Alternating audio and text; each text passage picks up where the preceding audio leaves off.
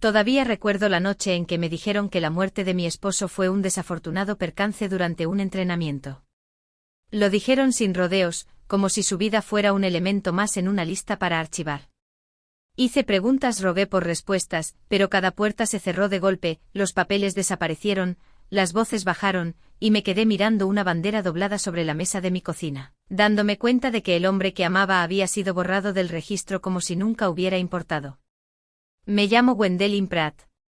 Esa herida nunca sanó, y no tenía idea de que un solo gesto, solo levantar mis manos en lenguaje de señas para ayudar a un extraño, la abriría de nuevo y me arrastraría directamente a la verdad que nunca quisieron que viera.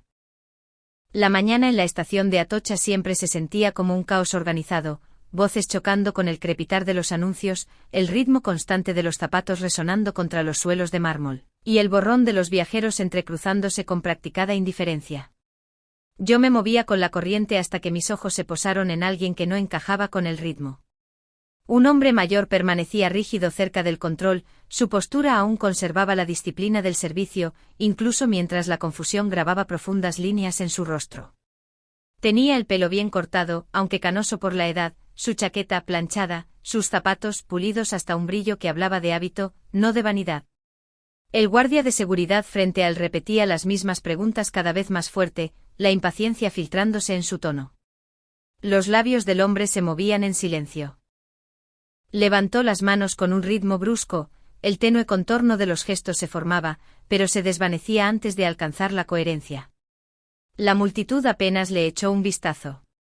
Algunos murmuraron. Otros negaron con la cabeza como si su silencio fuera una molestia con la que no querían lidiar. Se me encogió el pecho. Conocía esa mirada, la tensión indefensa de alguien que intenta ser comprendido y es ignorado en su lugar. Me arrastró de vuelta al día en que a mi hijo le habían apartado las manos en un supermercado cuando intentaba pedir ayuda con señas. Esa misma humillación ahora parpadeaba en los ojos de este hombre. Di un paso adelante antes de que pudiera convencerme de lo contrario, forzando la calma en mis movimientos. Cuando capté su mirada, levanté mis manos y le hice señas lentamente. ¿Puedo ayudarle? El alivio inundó su rostro al instante, disipando la rigidez de sus hombros. Sus ojos se abrieron, se suavizaron, como si por primera vez esa mañana alguien lo hubiera visto, y desde el entresuelo de arriba, una figura alta con un uniforme de 4 estrellas observaba el intercambio en silencio, con los ojos fijos en mí con una concentración inquietante. Aún no lo sabía, pero ese simple gesto había puesto en marcha algo que nunca podría deshacer. Cuando el guardia de seguridad finalmente desvió su atención, Harold me hizo una señal para que lo siguiera. Nos deslizamos hacia un rincón más tranquilo cerca de una cafetería donde el olor a café quemado flotaba en el aire. Sus manos temblaron mientras metía la mano en el bolsillo interior de su chaqueta gastada. Con una respiración lenta sacó un sobre amarillo con los bordes suaves y las esquinas dobladas. El papel adelgazado por el tiempo. Me lo entregó como si pesara más de lo que podía cargar. Dentro había fotocopias de un antiguo informe militar. La tinta estaba desvanecida. Ciertas líneas estaban tachadas con trazos gruesos. Notas garabateadas dispersas en los márgenes. Se me revolvió el estómago mientras mis ojos recorrían las páginas. Las manos de Harold comenzaron a moverse. Deliberadas y temblorosas, lo borraron. Tu esposo no fue solo una víctima. Las palabras golpearon más fuerte que cualquier golpe que hubiera recibido. Se me apretó la garganta. Durante años me había dicho que dejara de hacer preguntas, que hurgar nunca lo traería de vuelta. Sin embargo, aquí estaba un extraño entregándome la prueba de que alguien en algún lugar había decidido borrarlo del registro. El dolor ardió con fuerza, enredado con algo que no había sentido en años, esperanza. Harold volvió a hacer señas, más lento esta vez, con los ojos cargados de recuerdos. Serví con él. Fue recomendado para una condecoración. Luego el archivo desapareció. No podía dejar que muriera con nosotros. Me aferré al sobre, mis dedos temblaban. El zumbido de la estación se desvaneció en silencio. Una pregunta resonaba en mi mente, implacable: ¿murió mi esposo porque alguien quería que la verdad fuera enterrada? A la mañana siguiente mi teléfono sonó antes de que el sol hubiera salido por completo.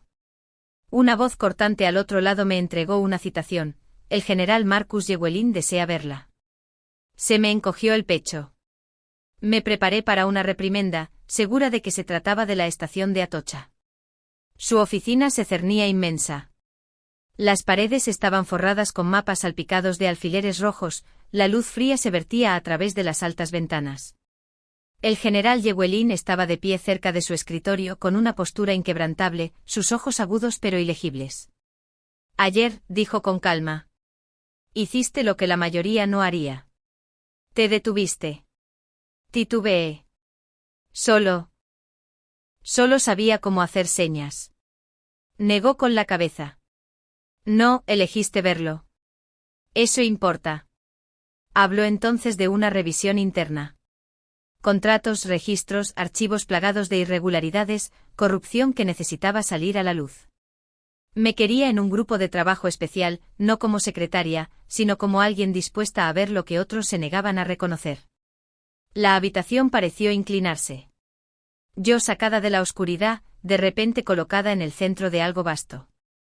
Tragué saliva con dificultad. Cuando me di la vuelta para irme, su voz cortó el silencio una vez más. La justicia para los caídos no viene del silencio.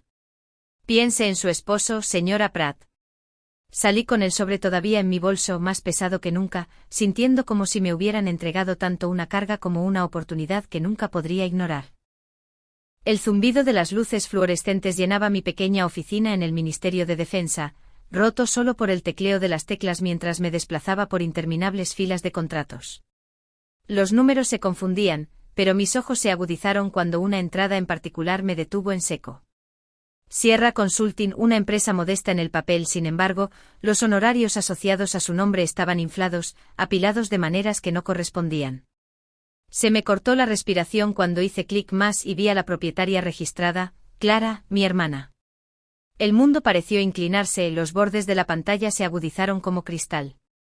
Clara, la que se había mantenido cerca de nuestra madre cuando yo no pude, la que había cargado con cargas que yo no estaba allí para soportar. La gratitud siempre había vivido tranquilamente bajo mi culpa.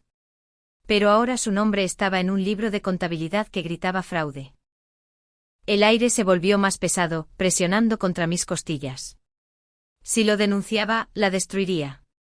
Si lo enterraba, traicionaría la memoria de Daniel, traicionaría la confianza de Harold. Las preguntas me desgarraban. El silencio de la oficina amplificaba cada latido de mi corazón. La pantalla de la computadora brillaba como una acusación. Cada línea de texto un recordatorio de lo que se interponía entre la lealtad y la verdad. Presioné las palmas de las manos con fuerza contra el escritorio. Mi pecho me dolía con el peso de la elección. Entonces mi teléfono se iluminó. El rostro de Harold parpadeó en la videollamada, su expresión solemne, sus manos se movían con precisión. Esa empresa, estaban allí cuando murió tu esposo. La habitación dio vueltas.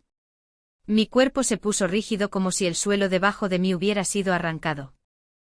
La cafetería cerca de la capital zumbaba con conversaciones tranquilas, el aroma a espresso se extendía por el aire. Me senté frente a Harold, sus manos curtidas desdoblando cuidadosamente papeles de una carpeta gastada.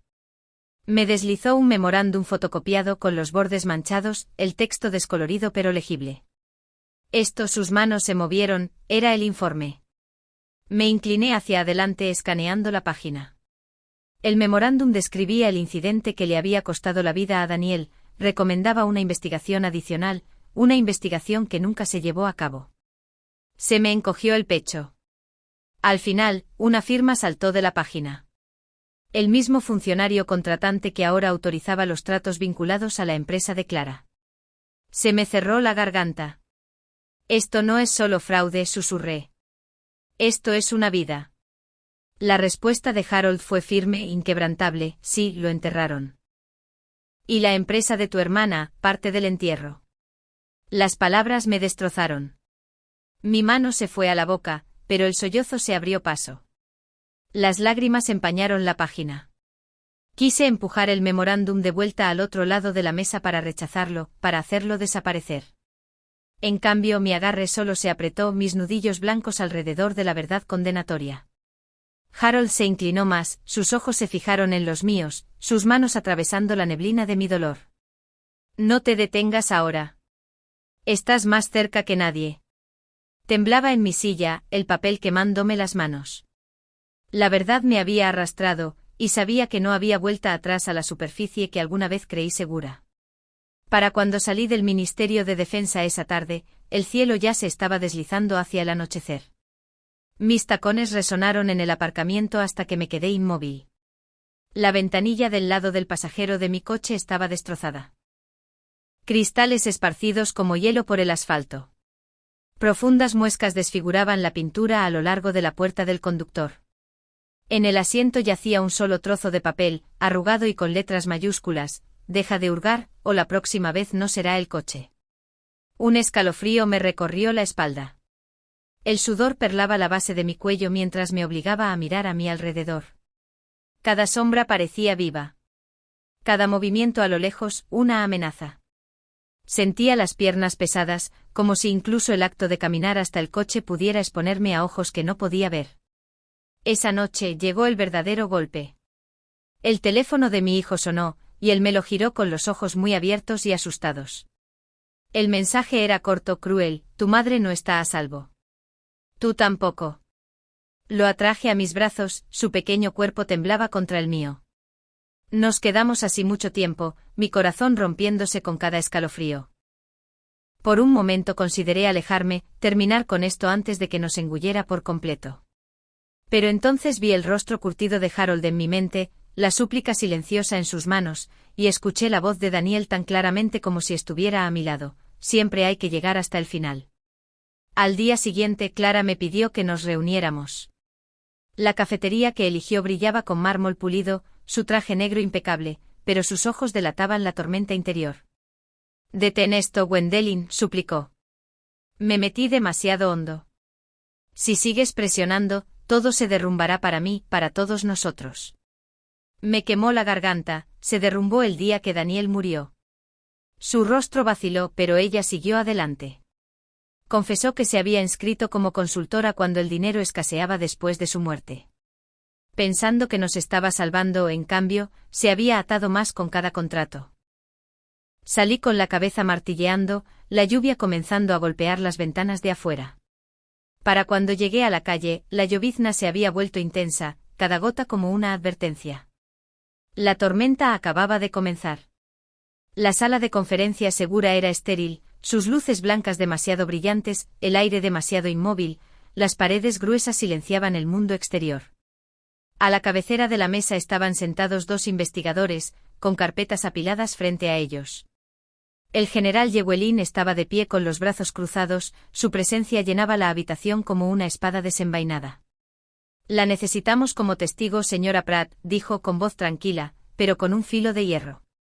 «Usted es la primera en descubrir el vínculo entre estos contratos y los archivos alterados». Mi pulso se aceleró. Uno de los investigadores deslizó un paquete por la mesa. Las páginas se extendieron, y allí, enterrado entre ellas, había un nombre que me dejó sin aliento: Capitán Daniel Pratt. La habitación pareció inclinarse. Mi mano flotó sobre el papel como si tocarlo prendiera fuego a la verdad. «Me está diciendo», susurré, «que la muerte de mi esposo ocurrió porque se cambió un informe». El investigador me miró directamente a los ojos. «Sí, fue enterrado bajo la misma red de contratistas que usted ha estado rastreando». Las palabras detonaron dentro de mí. No más rumores, no más medias respuestas. La muerte de Daniel no fue el destino. Fue el resultado de un engaño deliberado. Quería gritar, volcar la mesa, hacerle sentir los años de silencio que me habían carcomido. En cambio, apreté el borde del escritorio con tanta fuerza que me dolían los dedos, conteniendo la furia en mis huesos. Los ojos del general Llewellyn se fijaron en los míos, inquebrantables. Su voz cortó el silencio aturdido: «Esto ya no se trata de números en un contrato. Se trata de vidas. La pregunta es, ¿está usted lista para presentarse?». Se me apretó la garganta. Tragué saliva con dificultad, incapaz de hablar. Pero dentro de mí, la respuesta ya se había forjado. La sala de conferencias dentro del Pentágono era sofocante en su orden. Las luces fluorescentes zumbaban en lo alto, drenando cada rastro de calidez del espacio. Filas de sillas miraban hacia una larga mesa cubierta con la bandera española. Investigadores del CNI sentados con carpetas apiladas en montones ordenados e intimidantes. Al otro lado de la sala, los abogados revolvían papeles, sus voces cortantes y agudas. Me senté en la mesa de testigos, con las palmas de las manos apoyadas en la superficie fría. Frente a mí yacían los documentos, contratos inflados con cargos falsos, registros doblados y reescritos hasta que la verdad había sido sofocada.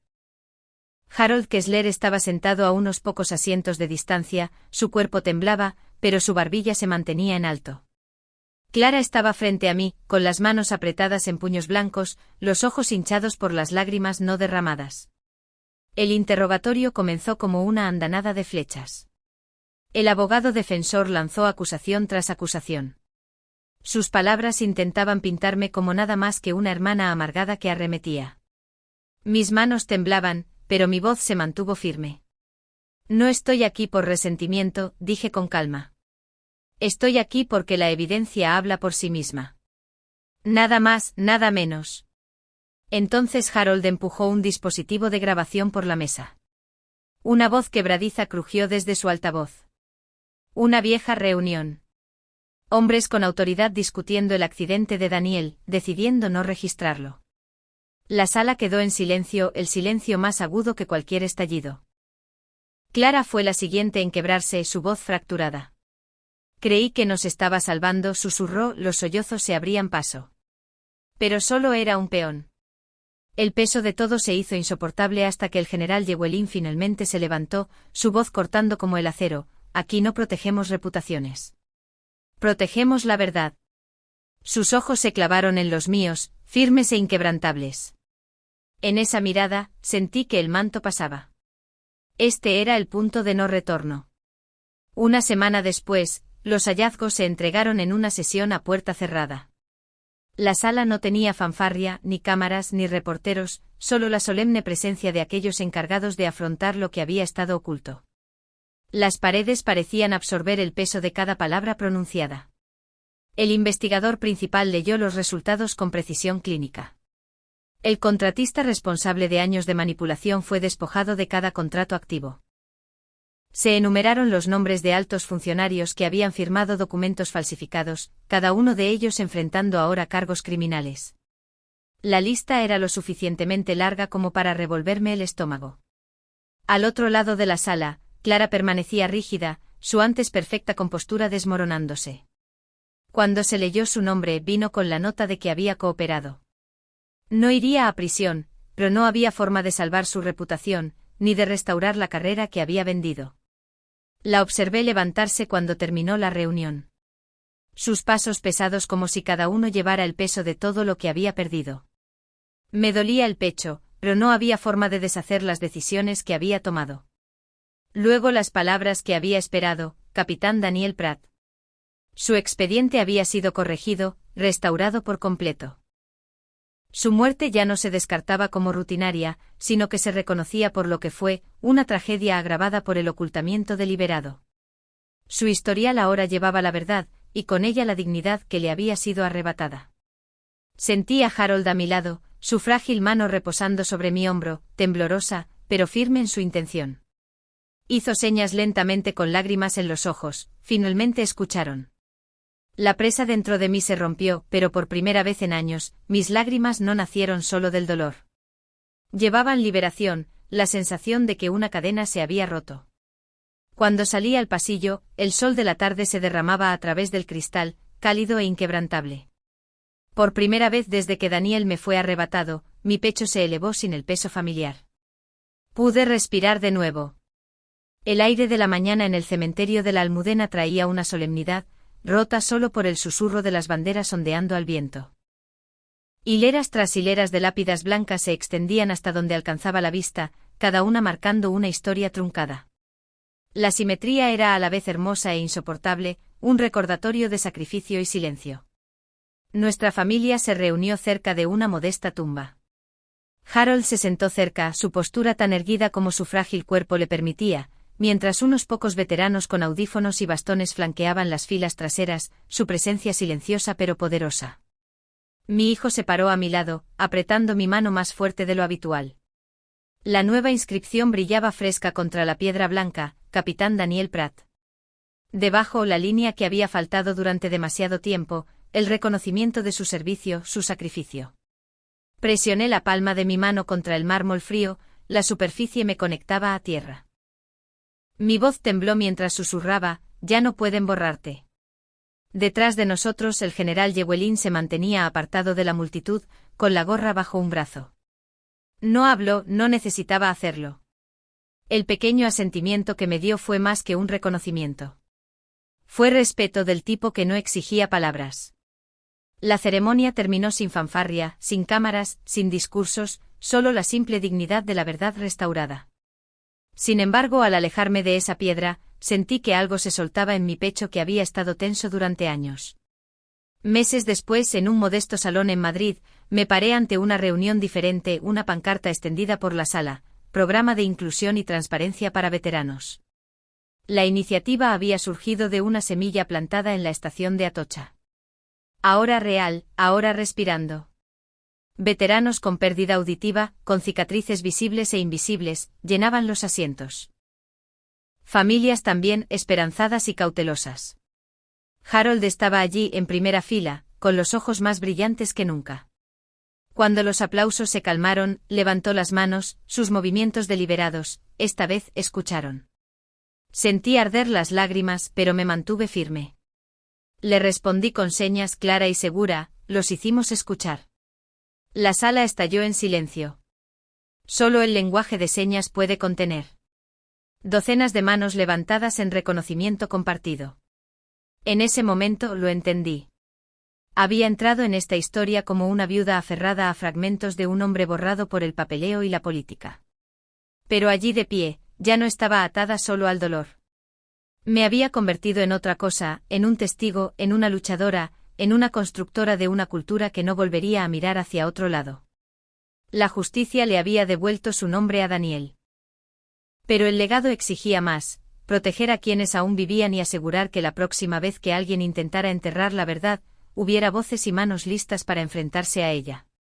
Se me llenaron los ojos de lágrimas al ver el impacto tangible que habíamos logrado. Después de años de luchar contra un sistema arraigado, habíamos derribado muros y habíamos forzado a la verdad a salir a la luz.